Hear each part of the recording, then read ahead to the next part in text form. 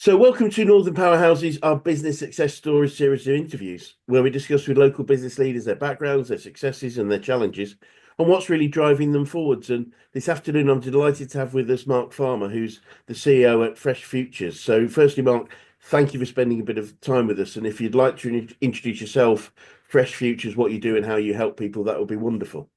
Certainly, Chris. I'm delighted to be with you this afternoon. So, as I said, I'm Mark Farmer. I'm Chief Exec here at Fresh Futures, a regional Yorkshire charity helping vulnerable and disadvantaged children and young people. Kirklees based, but we cover a wider area of Yorkshire. We have been around 50 odd years. We changed our name last year, which probably slightly confuses people. So we were the National Children's Centre, and then we were the Yorkshire Children's Centre, but became Fresh Futures in January 2024, Lovely. looking for something that reflected better what we do Yes. and wasn't so specific as naming ourselves a children's centre.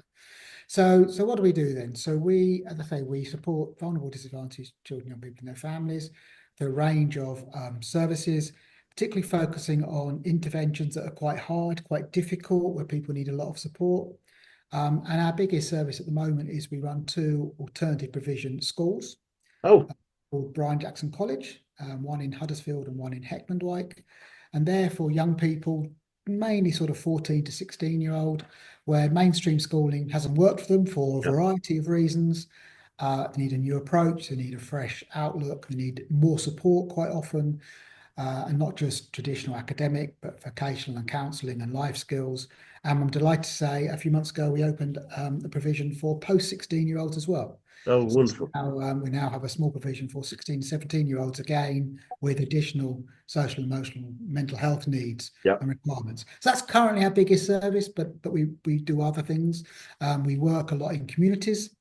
So within Kirklees, we are what is called a community anchor, which right. is we help support smaller grassroots organisations to grow their capacity using some of our skills and resources and knowledge.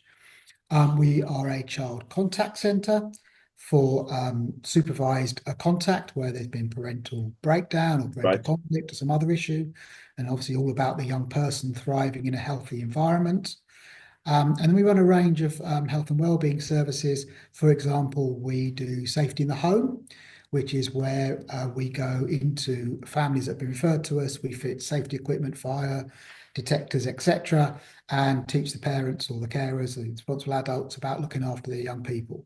Yeah, So the core of it is all about young people that have challenges or disadvantage yeah, or in some way, shape, or form where society needs to give them more support. yeah.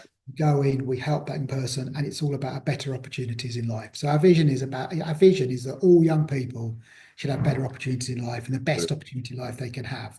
So our aim is to do that and overcome some of those inequalities Brilliant. that some young people face.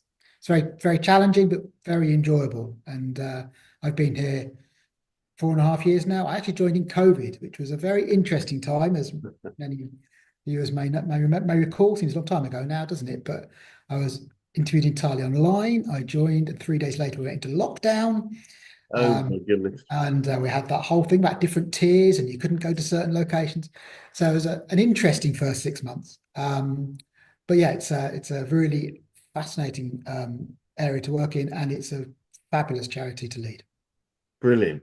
Wonderful. Thank you. That's very comprehensive, very clear what you do, and very, yeah. I would imagine it is very rewarding because of the outcomes that you're able to create. So, if we sort of maybe start talking a little bit about you, if you could you give us a little bit more about your background, how you got into business, and why this particular one for you? Yeah, certainly. I mean, I've worked in charity sector all my career, actually, and I've worked in a range of charities at senior level, both large and small. So I was worked for the Youth Hospital Association Oh, yeah, for brilliant. years and was the director of operations for some time, responsible for all of the youth hospital operations across England and Wales. Um, Large charity, well known, well established. I'm Yep. sure lots of people have experiences, and particularly interested there in working with young people, venturous activities, summer camps, and just educational trips. So although it was and it still is an organisation that provides accommodation for all, the focus was very much on young people and their families and their schools and their environments. I then took a completely different change of tack and I went to become chief executive at the Lincolnshire Agricultural Society, which was traditional organisation, but ran the Lincolnshire Showground and Lincolnshire County Show. Yeah. So very different, very events based. Was an organisation that was going through a number of changes and challenges at the time, and that was very much around long-term sustainability, how to make best use of the resources they had. I then took a completely different tack again, and I went and worked at St John Ambulance Right. for 5 years. And I was initially a regional director, but then I was their director of first aid services. Right. So I led on St John work all across England, the event work that people will be familiar with, seeing St John people at football matches or events, our ambulance work, our youth work. We have 20,000 cadets and young people. So again, a lot of young people focus, but a wider societal link. And then I came here. So interesting changes. Wow. And it's all been, for me, it's all been about, and still is about, what we're achieving and what we're trying to do. Yeah. And the fact that, there are people that need that support and help. Yes. And well-run, well-organised charities can provide that. Yeah. Brilliant. Brilliant. And when you were growing up, is this the sort of the career path you thought you'd take, or did you have other plans at that point? I had no idea really. I mean, my family is an interesting background. So I come from Luton. Yeah. So my father ran one of the last hat factories in Luton. Oh wow. Luton being a hat town traditionally, people might know the football club called the Hatters. Right. Yes, of course. P.W. Yeah. Farmer and Sons was a hat firm set up by my father and his family ran. So that was the sort of the background really, but Yeah. we all went off and did different things. All my brothers and sisters and myself went off and did different things. Studied economics for a while, but wasn't ever really taken with the corporate world. Wasn't really interested in that, and I gravitated to work for the YHA, which was the first place I worked. Youth Hostel Association, a massive interest in the outdoors. Still have a massive interest in the outdoors. You'll find me up a hill far more than you'll find me anywhere else. Brilliant. And I kind of fell into that really, and I fell into hospitality. I loved it, really enjoyed it, and that's really where they led me then into the leadership and role in charities, and that's where it went from there. Wowzers. Fascinating. You were just pondering through. I had a bit of a flashback when you mentioned the YHA, because I remember at the age of, I think we were 13, myself and my friend packed ourselves off for a walking holiday in the Lake District, half youth hostels, half B&Bs. And our parents literally took us to the station and then said goodbye, and we went off. And I've just said goodbye to my 18-year-old daughter who's Vietnam, and I just wonder the difference in age. It's like, I don't know if she was 13, said she wanted to do something like that, whether that would be appropriate anymore. Sorry, that's a bit of a No, but I think that's an interesting change in society, isn't it? I think when I was the same. I was probably 13, 14 when I first used the hostel.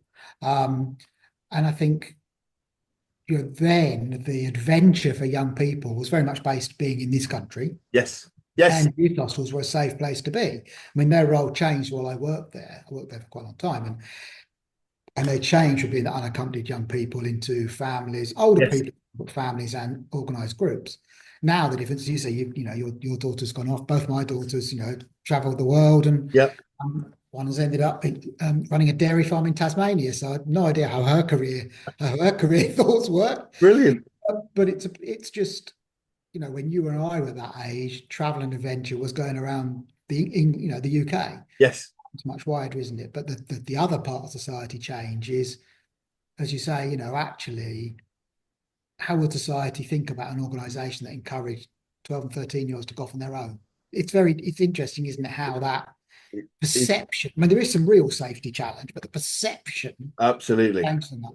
Yes. No, sorry, it was a bit of a flashback, but yeah, it really is fascinating, that perception. So you said obviously you joined FreshFutures in just before lockdown. November 2020.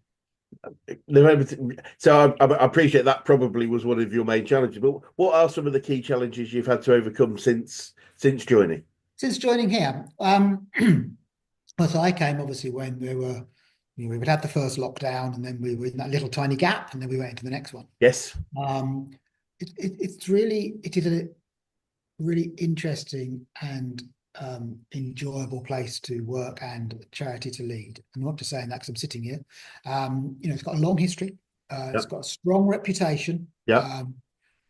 And I would say one of the biggest challenges, though, is that people who know us, and everybody else doesn't. So Yes. if you ask most people in Huddersfield if they've heard of Yorkshire Children's Centre, our old name, or Fresh Yep. Futures, most people would say no. Yep. If you ask people in Huddersfield, do they walk past Brian Jackson House, they're like, oh yeah, that's that building by the railway station. Right. So because we've got a very large old railway warehouse, which is what I'm sitting in now, hence you can probably hear the trains outside.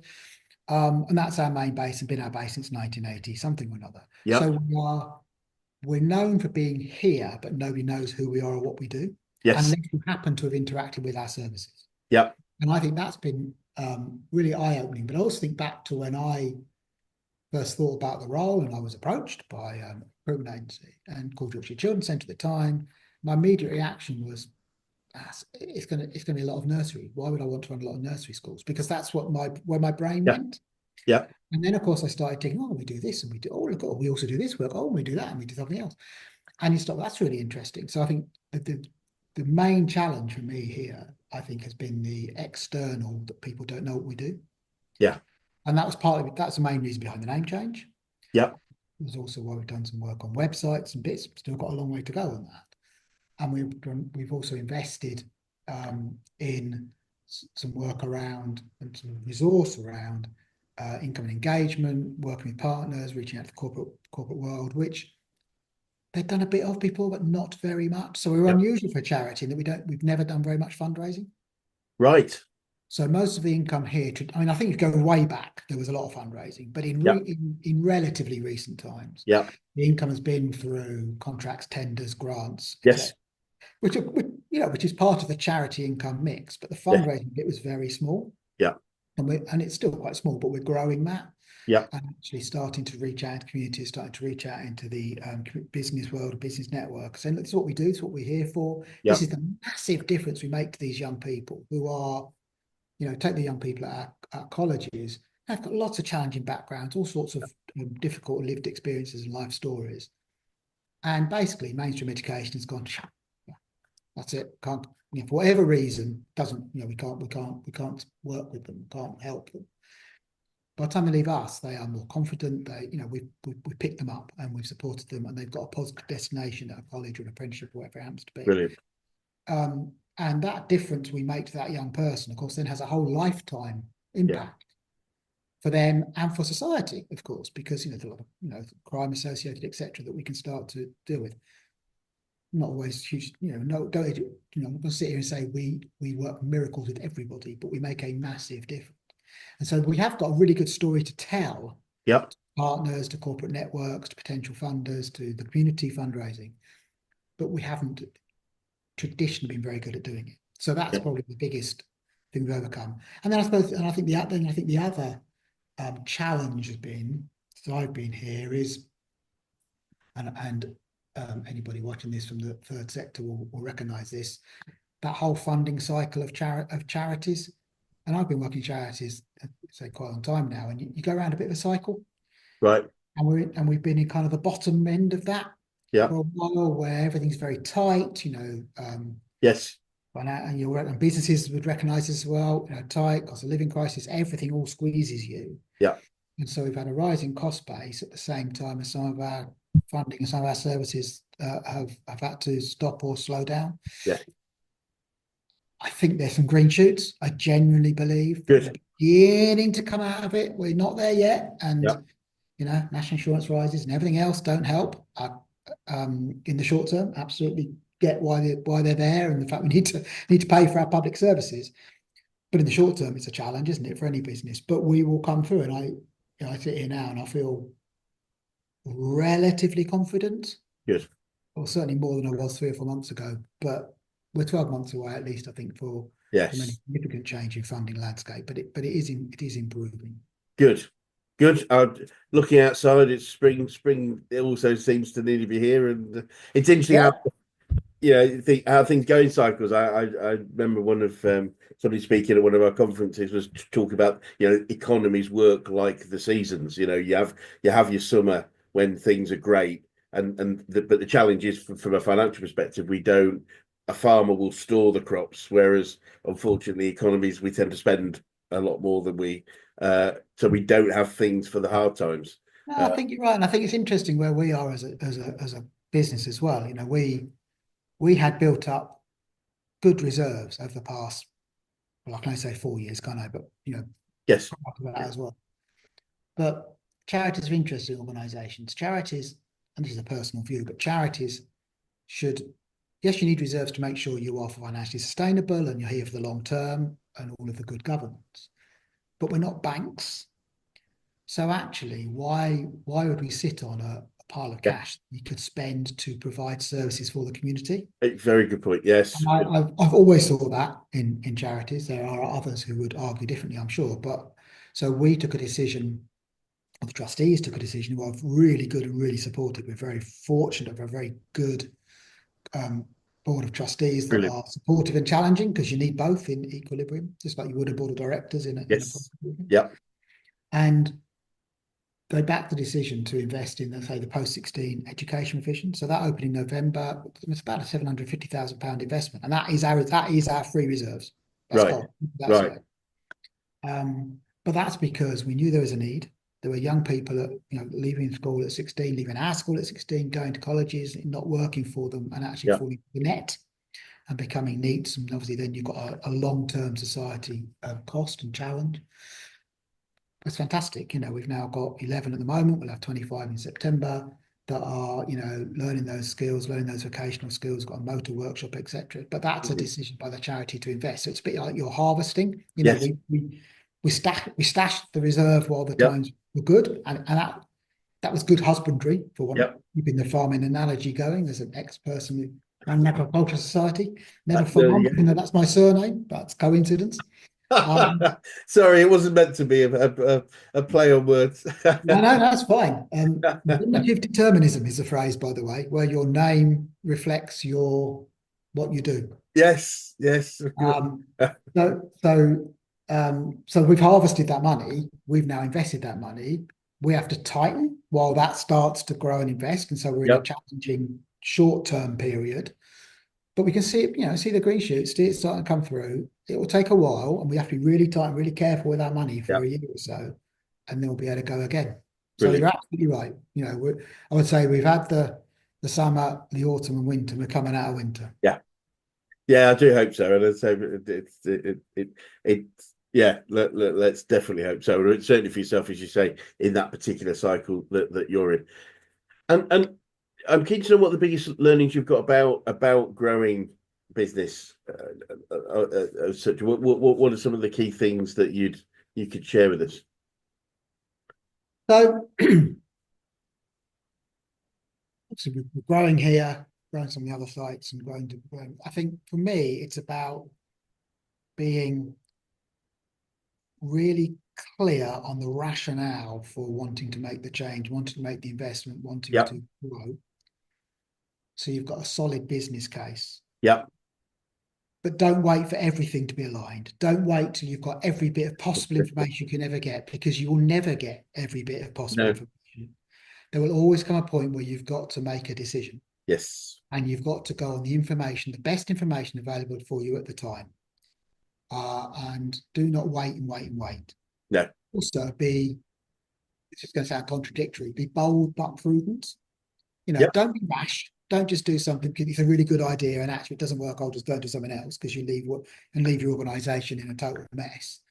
But if you are confident in the decisions you're making, confident in what you're trying to do, then be bold. And can Brilliant. I give you a couple of examples? I mean, I think the post 16 here is Please. a bold decision, because we could have just left that £750,000 in the bank. Yep. And actually, we would have probably frittered it away, frankly, as organisations can, if you're not careful, by not being careful with, Yes. we can spend that because we've got it type of Yes. approach. Yeah. Yeah. So you've got to be bold on that. And we finally took the decision when we didn't have it fully costed, because we were never going to get it fully costed until we started, because the type of Yeah. building. We had the lease extension agreed but not physically signed. But okay, the risk was low.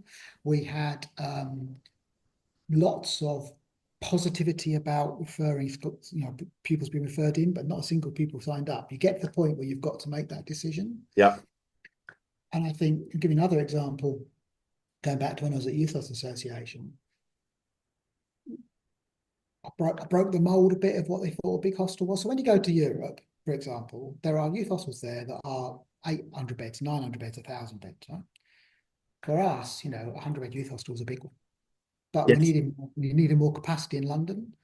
And again, it took work with my colleagues and lots of other people involved, and it took work with the then trustees. But we opened a new site in central London that was, from memory, 400 beds. I might have got that wrong. Only 500, I can't remember. But significantly bigger than we'd had before. Yeah. Based on we're going to do this high level of occupancy and generate a very big surplus. I think there was quite a lot of skepticism about some of my projections, but actually outperformed. So Really? I think there's that. It's the right thing to do for these business reasons. There Yeah. is demand, etc., etc., etc. I have enough information to make that decision. Yeah. So make that decision. Now, the decision might be don't go ahead. That's okay, but make the decision. Yeah. And I think it's bang on, because I think even if you got to a point where you had all the information, it would be too late, because it would probably be too late. Sorry if that makes sense. It's like if it becomes too obvious, then we may well have missed the boat on an opportunity. Yeah, For because someone else, yeah. might have done it.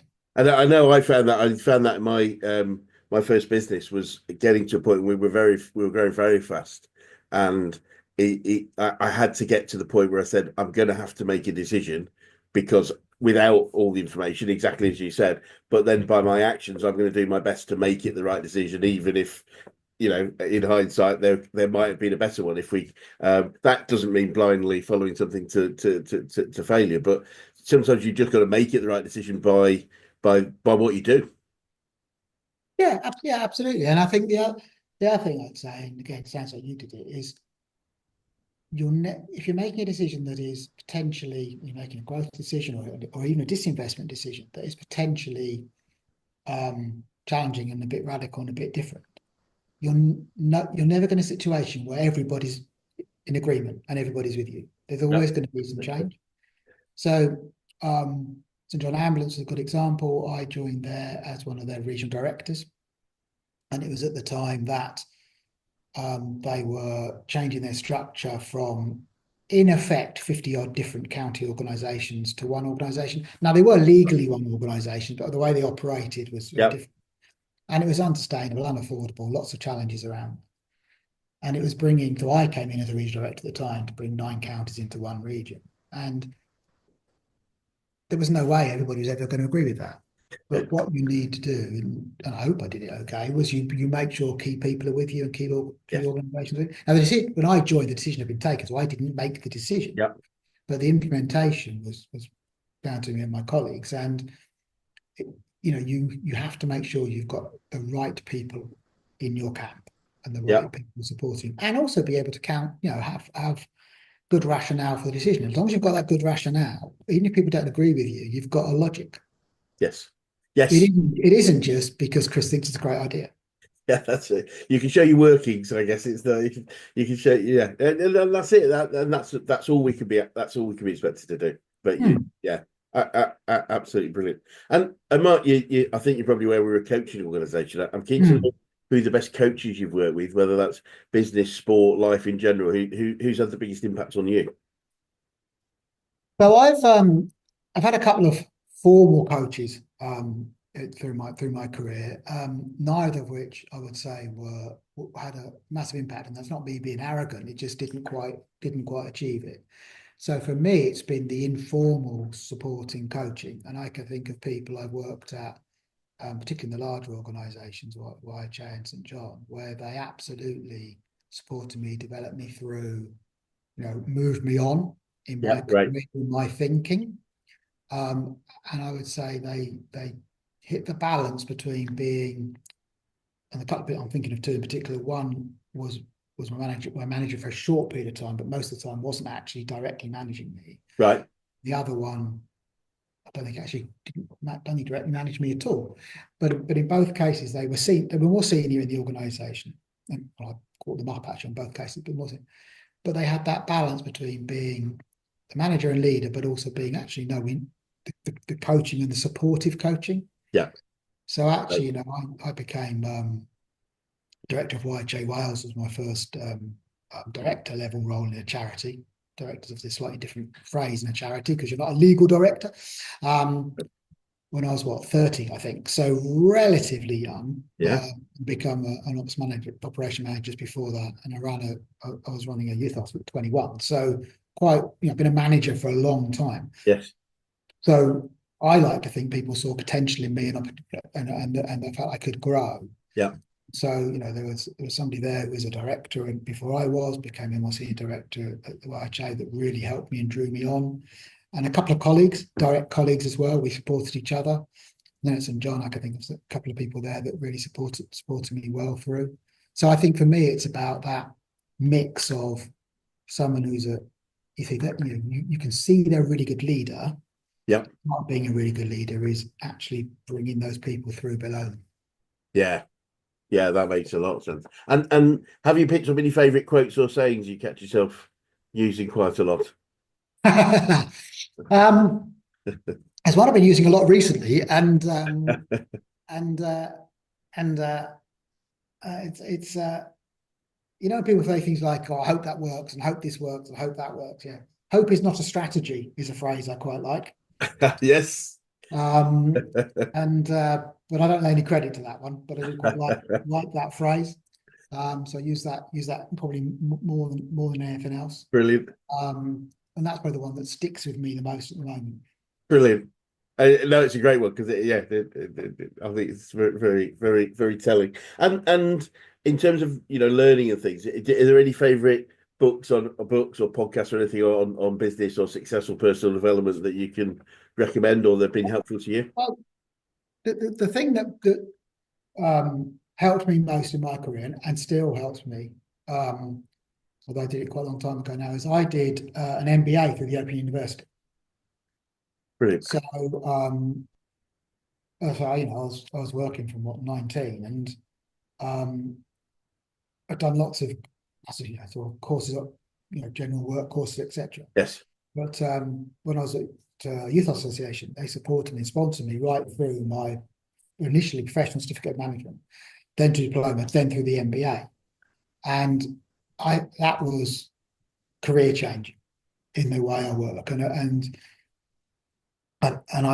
I've ever since become a great advocate of the Open University and their professional qualifications, because, and I know it will have changed now in digital and it will have changed, but you apply it. So if you go and do an MBA, if you leave university and go into an MBA full time, that's fine, and it works for individuals, but it's quite theoretical.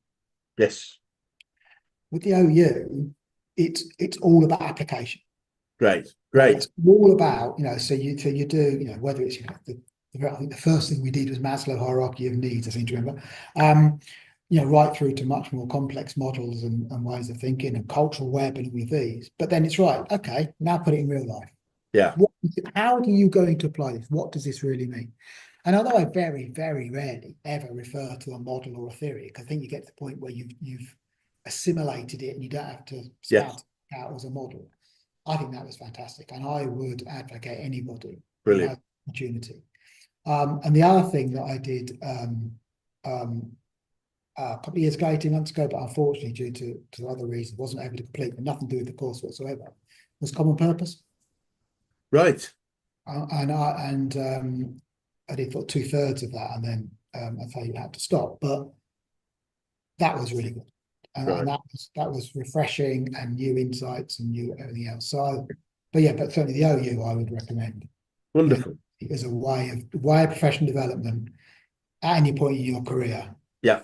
Because you can take it at your own pace and you apply it all the time. Nice. Yeah, no, it's interesting because that's very much, I guess, a coaching approach to we often talk about training and people are interested in training, whether it's business growth, sales, customer service, those sorts of things. And we're very clear to say we take a coaching approach, which is we break it up into sessions where we teach and then you go and do and learn and bring feedback, because without that, the amount of knowledge that's retained is well, I think recently it was proven to be less than 10% of what of the knowledge that you gain on a course is actually end up being used on a regular basis, because it's like something like we only retain 30% of actually the learning, and then we only use 30% of that 30%, and we're down to 10%, and it's like so that very much feels very similar to that sort of approach of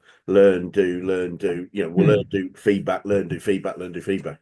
It's excellent. I mean, worked, it really did work for me. And I put a few colleagues and then people who worked for me through that afterwards. Brilliant. And I think, it's really powerful and it's hard work, when you're Yes. working full time as well, but it's worth it. Brilliant. And what would you say you've learned about yourself throughout your journey so far? So, talking about quotes earlier on. So, not a quote about like hope is not a strategy, but going back quite a long time. And I think I was in an appraisal or whatever it was called at that particular organisation. And somebody said, after all the positive things, the thing is, Mark, though, you're marching away, and you haven't realised everybody else is 4 hills behind you. Yes. So everybody's going in the right direction, but you're way over there in your thinking and your doing, and everybody, I'm slightly paraphrasing, but everybody else is right back there. Yep. They're all with you, but they're way behind. Yeah. Whatever reason. So, and that stuck, and that must be 15 years ago, or maybe 20 years ago. That stuck with me as actually you need to think, have I got everybody with me? But actually, more importantly, are they still processing? Are they still thinking? Yep. They come up with challenges and barriers they just haven't told me, or I'm not aware of. Have I moved on to the next thing before other people are over here? And equally, I'm sure there's some people that are out 5 hills in front of me as well. They're good. That's always the case, isn't it? Yes. Yeah. So that was quite powerful and stuck ever since. Just look behind you. Just look behind you every now and again. Just check that your organisation is where you want it to be. Yeah, it's funny. And not where you think it is. No, I really get that. Funny enough, we do a lot of work at the moment with senior leadership teams, and I use the analogy. I mean, I like the analogy about five hills. I use the analogy of an engine and a train set, if you like, and the connection is actually elastic band rather than a fixed link. And so the leader or the leaders sort of move away, and without some form of support, the leadership, the SLT might catch up, but it can be a bit of a collision rather than a smooth everybody moving together. And it's sometimes, and the challenge is, I guess, is often we have to put our heads down and get stuck in. And having put our heads down and got stuck in, by definition, the head's not up, looking back and seeing who is with us and who isn't. So I like the train and the elastic band analogy. I think the other thing that I've learned about myself is that I can get bored. Yes. So if everything is swimming along and it's just plodding along and it's plodding along, it's plodding along, I know I can get bored. Yep. And I always have this little voice in my head that says, if you just throw a rock in over there, what will happen? Yes. What will the ripples be? What will actually happen? And sometimes that's great because you need to throw the rock in over Sometimes there. it is, yes. No, Mark, you don't need to do that. That's absolutely fine. You can leave it alone as a nice steel mill pond. Brilliant. You do not need to ripple it. So I've learned that of myself, that if absolutely everything doesn't happen very often, but if you're in a period where everything's calm and serene, I can be looking around for the next thing to ripple. Yeah, I remember the CEO of my organisation many years ago saying that, which is slightly different. It's almost like a mirror image of what you just said. But he said, Chris, the job of a business owner is to solve problems. And he said, so if you don't like problems, sort of get out of Dodge. And what I came to believe further from that, Mark, was that growth causes problems. But they call them growing pains for a reason, and therefore problems were often a sign that we were growing. They weren't always. They could be we were failing, and so to be happy, to engage with that process of great, we've got another problem. That probably means we're moving forward. But I think it's also what you enjoy, isn't it? So I really enjoy change and transformation. Yes, There yeah, are yeah. some people that scare them. I And, if there is a theme through my career, since becoming a senior manager at 30, it is change and transformation. yeah, So YHA completely transformed. The showground and the county show was a change program, a bit of a turnaround situation, and that was transformative for the site. St John was absolutely a transformation project. And here it's been not so radical, but it's still a change program. It's still changing how the organisation is perceived, how it operates, what it does, yeah, how the college is perceived, how it's structured. An organisation that's 50 years old and in a way needs to wake up a bit, if that's not too strong a point. yeah, So that's the theme, and I really enjoy that, and I yeah, really enjoy it. And it's difficult and it's challenging, yeah. and I you have get, all the people problems related to that, and all the people opportunities related to that, because some yeah, people thrive as well. But you say about the role of a business owner, business leader is about problem solving. I think it's also about change and transformation. yeah, And if you don't like, yes, if you're uncomfortable with that, and there's nothing wrong with being uncomfortable with that, but if you are, then that's going to cause you a problem, I think, in certain parts of I the role. agree. Yeah, absolutely. Yeah.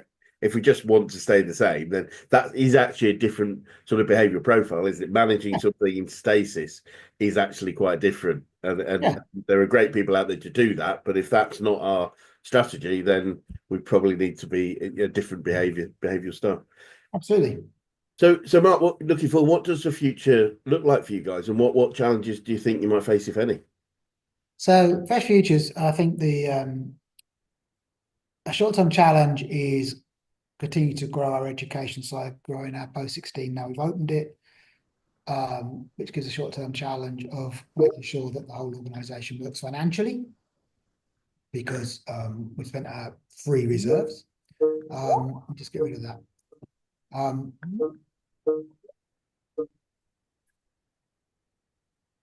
Sorry, Chris, a call All right, pops. I needed to lose. all Uh, good. No worries. so they're the short-term challenges. In terms of for more medium to longer term, it is about, we have a education model that really works for young people, works for the referring schools, it's liked by Ofsteds, right? So how do we replicate that? How do we grow that? Where else do we run Brian Jackson College sites? And that's definitely a growth scenario. Brilliant. Challenge is making that financially work and Yeah. don't overstretch, and make sure it's manageable and be led from a central core. The second challenge is around our other children and family services, and as we said earlier on, towards the bottom of that funding cycle, and how we maintain our skills and experience and expertise. So as things change, we're able to adapt and flow. Yep. I think agility is key, making sure people can flex in what they do and how they run Yep. services. And then we have a fabulous building challenge, and we're sitting in a 6-story railway warehouse that needs a lot of money spending on it, but that's another story.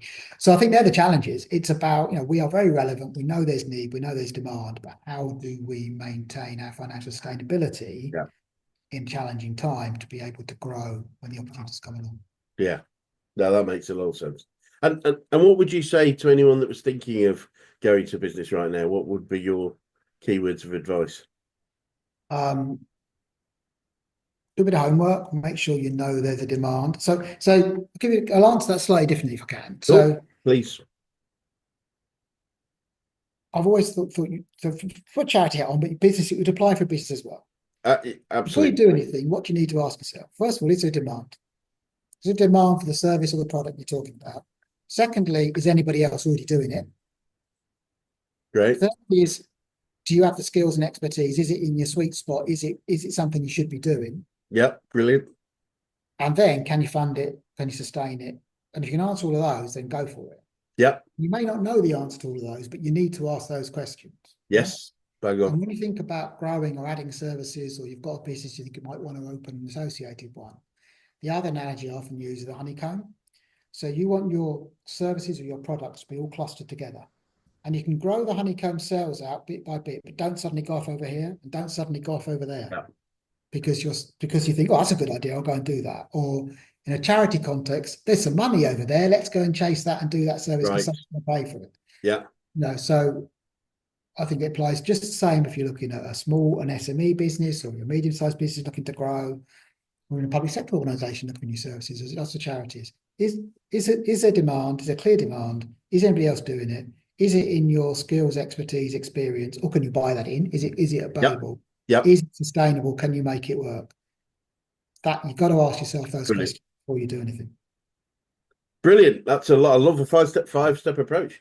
I'm going to be writing that down later. I think no, it's just it's really good. You say really good questions, and I think as you said halfway through that, and it relates back to your sort of decision making. Is you may not have all the answers, but at least you've asked the questions, and you can hopefully have some view on that, and be able to make a decision on that. And finally, what would be the best advice you give an 18-year-old you if you could go back in time and do that? An 18-year-old me. An 18-year-old you. I would say do something you enjoy doing. Brilliant. Work with people you enjoy working with. For me, work for an organisation you believe in. And, there's been various stages in my career that I've looked at opportunities in the private sector. I've always said the charity sector, and it's actually because at the end of it, it's about making a difference in society, or making a difference to individuals, or making a difference to communities, and that motivates me. That's my values. It's my core ethics. So my advice would be to go back and go do something you enjoy it. Work with people you want to work with and enjoy working with. Yeah.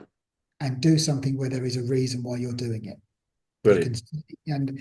This is a bit more I've gone around circles of big and small charities. Big charities, you've got the resources, you've got the people, you've got capacity, etc., etc., etc. Yeah. You find yourself quite a long way from what the outcomes are. Yeah. Small charities, more challenging on the resources and funding side. You absolutely see what the outcomes are. Yeah. And that's the other thing I would say to myself is, which of those do you prefer? Yeah. Yeah. Fascinating. Yeah. Yes. Obviously, the bigger we are, the further we are from the front line. The deliverables.